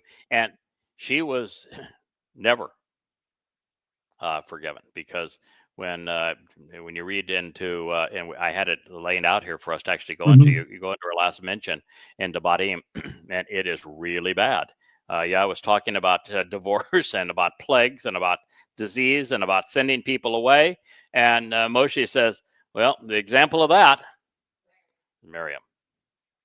And so to go there is so devastating, not only for your soul, and then to lure good people into your hive and to treat them like they were somebody for you to manipulate for your own satisfaction, and do this to try to cripple Yahweh's effort through me because you want to speak for him too, Spirit Mom. It's so repulsive, so utterly selfish, that my advice was just go dark. And maybe over time we'll forget about this, and you won't be condemned to that very, very dark place. That was my advice. And a couple nights ago, they went dark, and Leo came in and to me, and after, because she's a night owl, so she'll work way into the night, and I think she was even talking to you on the phone at the time, Kevin. And you saw them, all the sites, all the social media sites, the website, they all went dark, and you were celebrating that for a moment, and I said no. No, they're not doing that. They what they're doing is they're purging their site of me and my translations, because I told them, don't do that. That is going to cost you dearly. Do not do that. And they're purging it so they can come back. Well, they ruined a lot of lives. And I was not pleased. So we'll talk more about this. We've got 70 pages to go. He was going to kill us for going over 2 hours. Oh, but one of the things too that is so special is because they want to talk about the Towrah, and they want to talk about Chokmah being spiritual mom. And well, after introducing the fact that the Towrah receives the ruach of mom, no, the ruach of Yahweh. That the first thing that comes next is the spirit of Chokmah there. Yeah. Yes. 11. Yeah. Oh, come on, folks! You just can't be this naive. You just didn't think your scheme through. This is mutiny by Mutt and Jeff. God, I'm old enough to know that. Oh, and plus you're mutinying against God by claiming that you're working for a spirit mom. Oh my God, deluded. Oh, it's so sad, and that's why we have to talk about it, because they didn't just do this to themselves. If they did this to themselves and they hid in a hole, no one would care. I'm sorry, you just walked away. We knew you win. Obviously, we were wrong. Goodbye. No big deal. But that's not what they did. They promoted. And recruited. And then they recruited, and then they manipulated, and then they attacked, and they demeaned. So, no. Sorry. So we'll be back. We'll be back at this. Gentlemen, we'll talk about how we proceed. We'll get some response from our listeners if we do this again in Family Hour. I think it's been fun. And what happens in this next one, we go through all the story of the Towrah, because it's really an interesting story. We learned what God had to say about that. And then we're going to go back to Numbers 12, because it is so amazing how every nuance of that story, every word that's in that story is a perfect fit. Fit for this, yeah. Just experience it. Amazing. And it's amazing to see God turn a story into a prophecy. And when, I asked God, so how'd you like me to handle it? And he says, why are you asking me that question? I wrote the whole script for you. Right. I told you exactly what to say and what to do. Oh, and I said, yeah, halfway between where you were and where in your last translations of the Torah, halfway in between 5 and 19 happens to be 12. That's the answer. Just go share it with them. Mm-hmm. Okay, so we can do that again, and there's so many marvelous lessons to learn, because it's very difficult, even with God's support, to do it all alone. It's you need help, and it's important that the covenant family know that if you're going to be part of this family, and you're going to be a deadbeat on the side, and you're going to just reap the benefits without making a contribution, you're going to feel really miserable in eternity, and you're really putting yourself in a questionable position. We have very little time left. I know that people have complicated lives. Everybody does. Make a contribution. Join us. Make a contribution. And for crying out loud, don't work against God and his intent. Yes. And that's the message that we're here to communicate, and we can share that through the lessons that Yahweh provides us with going forward, because there's a lesson in every word. All right, well, we're now over 2 hours. Thank you, gentlemen. Thank you very much. Family Hour, and this wonderful. I'm looking at you over my my right shoulder. I guess you would be over my. You're over on. I'm over here. Yeah. Well, I don't know. Yes, you're actually over to my right side, which would be stage left on the screen. I'll have to move you over a little bit and be better at this. But they've got me behind this wall of lights here, and my screen is just over the side. But we'll decide how we continue to tell this story. I think it's a story that needs to be told, and then we will do exactly as Yahweh did. There's one time in the events of Moshe, and we're going to talk a lot about that as we go forward through this. There's one time in the events of Moshe where the instructions were, don't look back. Pick up your dadgone walking stick. Stop talking to me. Stop asking me for answers. Pick up your stick and walk across. Wait a minute. The water just opened up. Thank you very much. Okay, we'll do that. And so that is an example of, listen, they're following you. They're right on your heels. I've done everything for you. Are you going to stand here and let them butcher you? You're going to stand here and chit-chat with me? Or are you going to walk across the Gulf of Aqaba? Oh, okay. Well, you put it that way. Pick up your walking staff and go across. And so that is, by the way, what we're doing. Most of my time, as you know, is devoted to keep on going. Yes.